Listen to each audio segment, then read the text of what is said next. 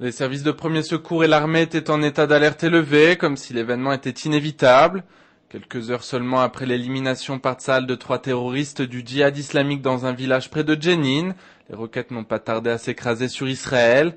En tout, 9 roquettes sont tombées sur le sud du pays depuis vendredi, dont l'une s'est écrasée sur une habitation de Sderot samedi matin.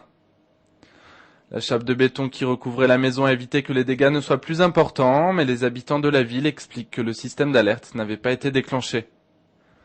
Tsahal, de son côté, n'est pas parvenu à localiser les auteurs de ces tirs. Ce dimanche matin, ce ne sont pas moins de 4 roquettes qui tombaient sur Israël. Et après le rejet par le Hamas de la proposition américaine de relance du dialogue, il semble que les tirs ne sont pas près de cesser.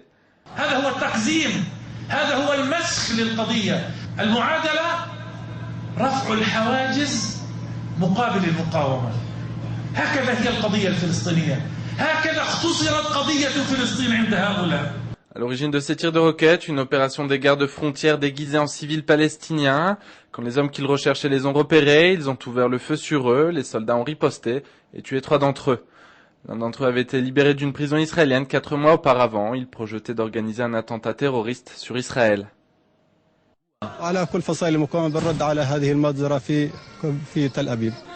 Les 3 hommes étaient également impliqués dans plusieurs échanges de tirs dans la région de Jenin. À la frontière égyptienne, Tsahal a éliminé un homme qui s'était infiltré depuis le Sinaï. En début d'année, l'auteur de l'attentat d'Elat s'était introduit en Israël par l'Égypte. En attendant, nul ne sait si les tirs de roquettes sont une réaction ponctuelle aux opérations de l'armée ou annoncent la rupture définitive de la trêve.